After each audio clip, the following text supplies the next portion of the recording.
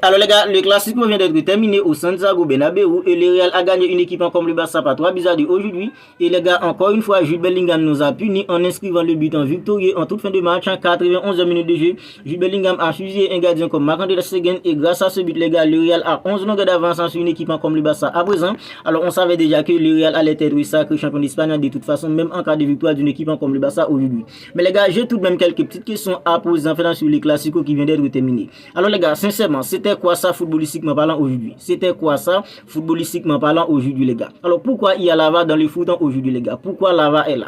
Moi je me demande les gars, pourquoi le Real a eu un penalty aujourd'hui et le Barça non les gars? Est-ce que selon vous sincèrement les gars, vous pensez que l'action où le Real a eu en fait dans son penalty, le penalty que Vinicius Junior a transformé, le penalty qui a fait que le Real est revenu en fait au score avec une équipe comme le Barça à un partout en première période, est-ce que vous pensez que cette action est beaucoup plus flagrante les gars que l'action où Rudiger a fauché un jeu comme en fait en Fermin Lopez dans le carré? Réponds-moi sincèrement en fait dans cette question les gars. Moi je me demande c'était quoi ça footballistiquement parlant les gars. Alors le Real ils ont fait un penalty où Koubassi a laissé son pied traîner, puis on fait un Vasquez en fait est fauché, penalty pour une équipe comme le Real. Alors une action les gars où on fait un Fermin Lopez a dribblé un jeu comme Rudiger a fauché en fait un jeu comme Fermin Lopez en fait clairement dans le carré les gars. L'arbitre en fait n'a pas sifflé, même là les gars en fait n'a pas intervenu pour donner en fait un penalty avec une équipe comme le Barça les gars. Moi je me demande c'était quoi ça footballistiquement parlant aujourd'hui. Alors à présent les gars en fait moi je suis pas quelqu'un qui aime en fait en parler de l'arbitre, mais les gars en fait on est tous d'accord que aujourd'hui le Barça s'est fait voler au Santiago Bernabéu. C'est vrai les gars, le Real en fait allait tout de même sacré champion d'Espagne, même si le Barça avait gagné une équipe comme le Real aujourd'hui.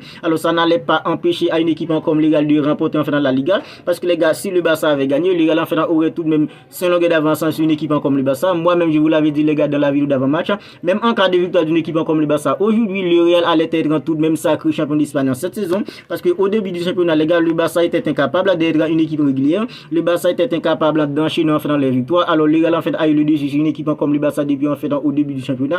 Je pensais que le Real allait tout de même être sacré champion d'Espagne en cette saison, même en cas de victoire d'une équipe comme le Barça. Moi je me demande les gars, c'était quoi ça footballistiquement parlant aujourd'hui, parce que les gars, l'action sur laquelle le Real a fait dans un penalty, moi je pense que l'action où Rudiger a fauché un jeu comme Fermin Lopez dans le carré les gars, cette action où Rudiger a fauché un jeu comme Fermin Lopez est beaucoup plus flagrante les gars que l'action où l'arbitre a sifflé penalty pour une équipe comme le Real en fait en première période, un penalty qui en fait Vinicius Junior a transformé. Le plus en fait dans tout ça c'est que un but a été refusé en première période à une équipe comme le Barça. Alors l'action sur laquelle Rudiger a fauché un jeu comme Fermin Lopez dans le carré, alors quand on regarde l'action les gars, on voit clairement que Rudiger a fauché un jeu comme Fermin Lopez. Il aurait dû avoir penalty pour une équipe comme le Barça, parce que les gars en fait Fermin Lopez a essayé de dribbler un jeu comme en fait à Rudiger. Si Rudiger n'avait pas fauché un jeu comme Fermin Lopez allait pouvoir en fait récupérer le ballon les gars. Alors Rudiger a en fait la fauché, l'arbitre n'a pas décidé en fait de donner le penalty à une équipe comme le Barça, et même les arbitres dans l'avant en fait n'ont pas décidé en fait de revenir sur l'action les gars en fait.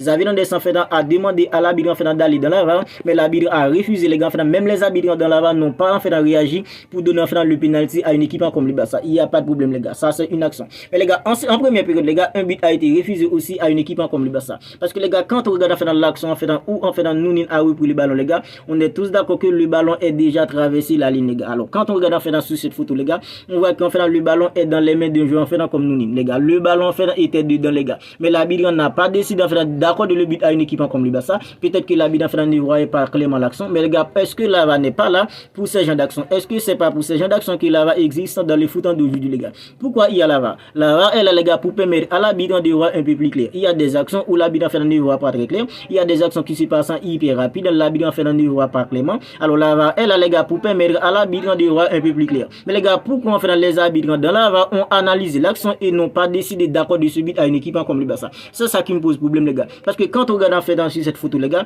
on voit clairement que le ballon en fait est dedans, le ballon en fait a traversé la ligne les gars. Pourquoi en fait l'arbitre n'a pas décidé en fait de donner le but à une équipe comme le Barça? Peut-être que les gars en fait l'arbitre en fait n'a pas vu l'action clairement. Ok les gars, les arbitres dans la VAR en fait ont analysé l'action, parce que les gars en fait l'arbitre a pris en fait presque 1 minute et demie les gars pour analyser l'action. Alors les arbitres en fait dans la VAR ont refusé en fait d'accorder ce but à une équipe comme le Barça, pendant que les gars, nous en tant que personne qui analyse, nous en tant que personne en fait qui regarde, on voit clairement qu'en fait le ballon était dedans, mais l'arbitre avait décidé autrement et de ne pas accorder ce but à une équipe comme le Barça. Alors les gars, je veux bien qu'en fait le Real était supérieur à une équipe comme le Barça aujourd'hui, parce que quand on regarde le match dans sa globalité les gars, on voit clairement que durant les 90 minutes une équipe comme le Real était supérieur. Le Real était supérieur en fait dans le pressing, dans les contre-pressing, le Real était supérieur dans l'intensité, dans l'agressivité. Ok les gars, il n'y a pas de problème. Le Real en fait était beaucoup plus technique, tactique tactiquement et techniquement, on voit qu'en fait, le Real était supérieur une équipe comme le Barça durant les 90 minutes. Il n'y a pas de problème, le Real était supérieur une équipe comme le Barça durant les 90 minutes. Mais les gars, comment le Barça pouvait gagner un Classico